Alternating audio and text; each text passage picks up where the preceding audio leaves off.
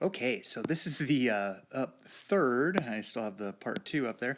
This is actually going to be the third and final part of section 9.4, and we're going to be looking at interquartile range again, but today we're going to be using interquartile range to actually find outliers. So we're going to make the process of finding outliers a little bit more exact than just looking at a bunch of numbers and trying to pick them out. Let's take a look at what we mean by this. So to try to understand how we use interquartile range to find outliers, we're going to use the example that we finished with in part 2 of this lesson here. And so you can see we have the same number line up here. If you remember, we found the first quartile and the second quartile here. And we found that the interquartile range was 20. Okay, so right here, just to make a note, our interquartile range, basically the distance between this point and this point, the first and the third quartile, is 20. All right, so we're going to use that range to help us find outliers. Now I'm just going to say this. We're going to be using a formula to do it, which is down here, and it looks a little scary. But I want to let you guys know that you can all do this, all right? It's just a matter of I would journal this down. I'm going to give you the steps how to do this. If you can do TikTok, if you can figure out how to play video games, if you can read a book, you can do this. You just got to remember the steps. And then beyond that, it's really not hard. You just got to pay attention to what you're doing. So let's take a look at what we do. Okay, so the first step is, we want to, let's actually make a note right here to help us out too, that this interquartile range right here is 20. Okay, so you can see that we have our first quartile here, our third quartile, and it was 20 in there. So step 1 is going to be we're going to multiply this number, the interquartile range, by 1.5. Okay, so that's the very first thing we're going to do. So let's go ahead and do that right now.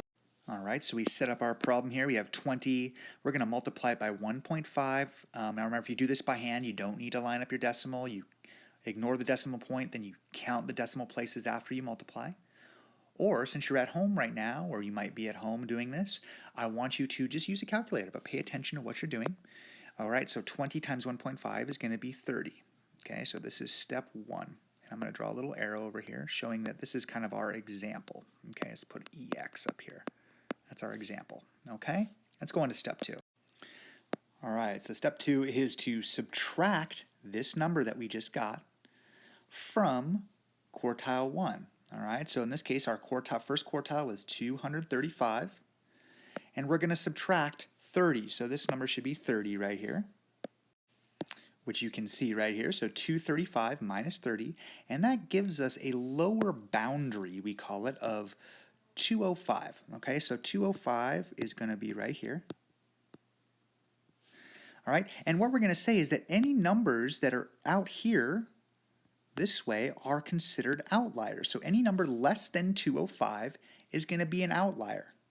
Okay, and then we're going to do a similar thing with the third quartile, but a little bit different. Let's take a look at that.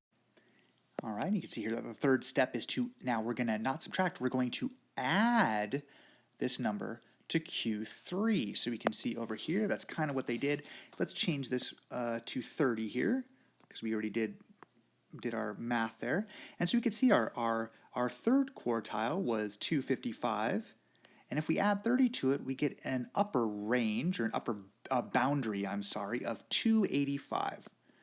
All right, so this is going to be 285 right here. And we can see that any numbers that are bigger than 285 are going to be outliers as well. So now we can see if there's any outliers. All right, we just go ahead and we check. Let's do this in yellow, and we say, okay, do we have any numbers that are less than 205?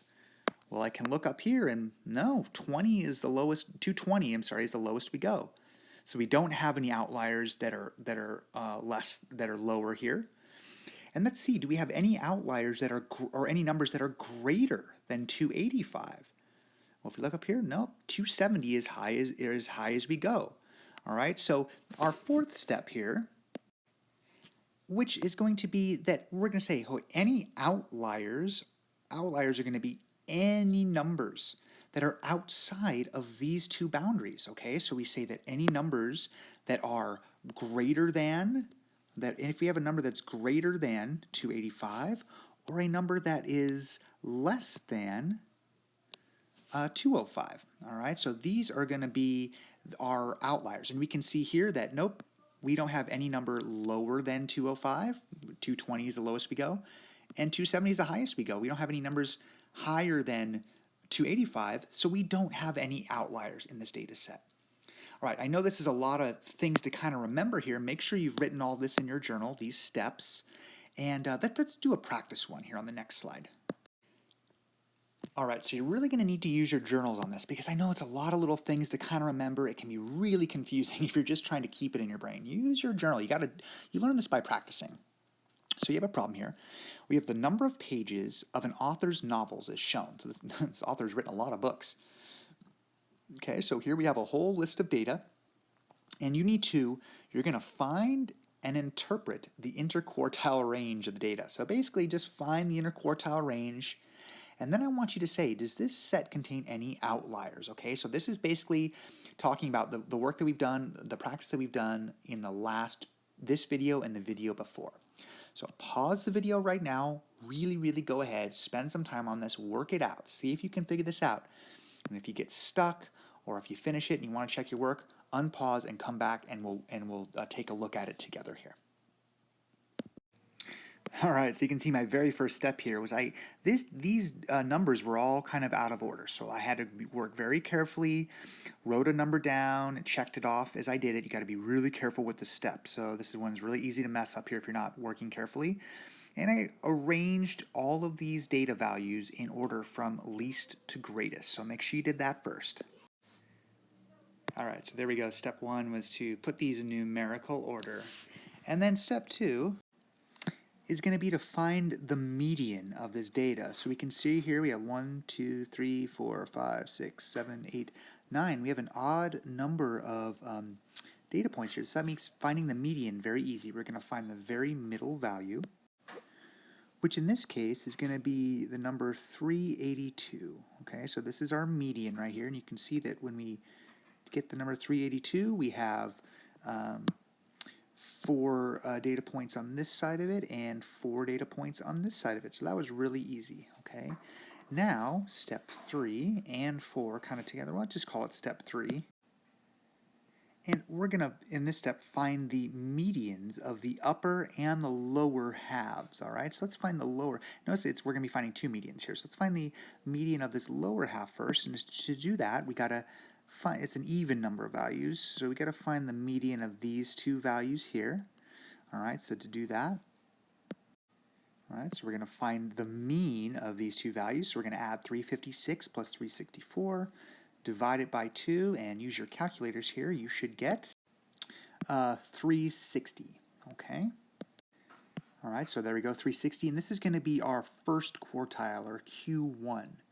Now we want to do the same with the upper half of the data here, so we're going to do pretty much the same thing, but we're going to take now the mean of these 2 middle values here, so we're going to add 396 plus 400, and we're going to divide this by 2, and so we're going to do our answer down here. Let's work it out on our calculator.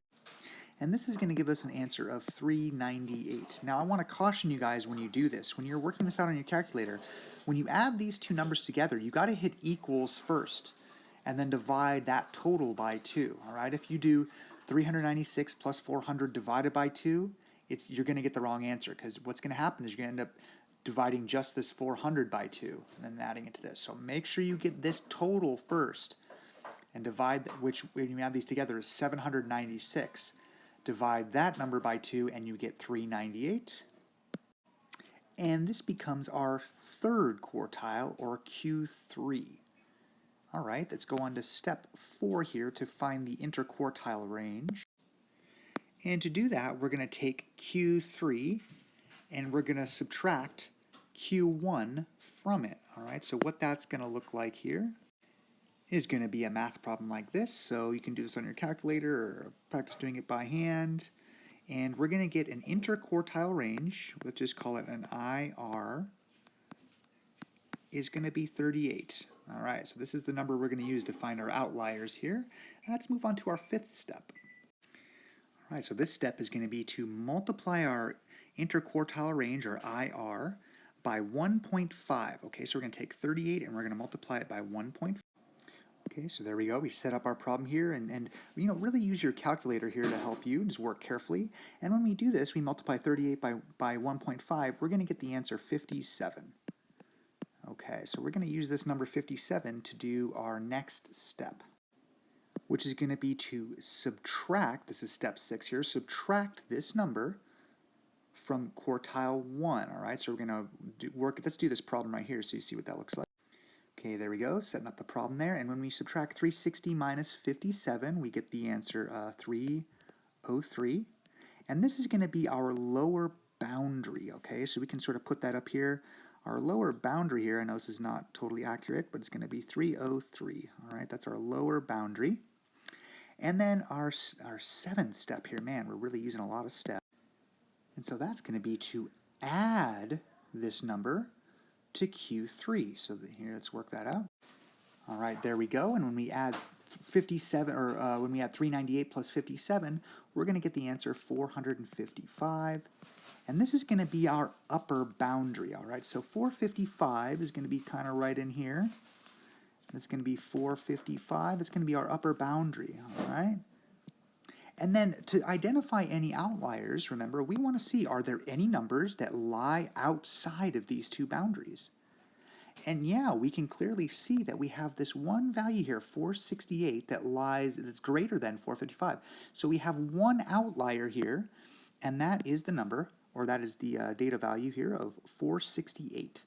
So there is an outlier here. It is 468. Whew. A lot of steps, but you can see that they're not that hard to do. You just got to remember what order to do them in there. You have 2 problems for homework tonight, and really refer back to this video or refer to your notes to help you with that. Good luck.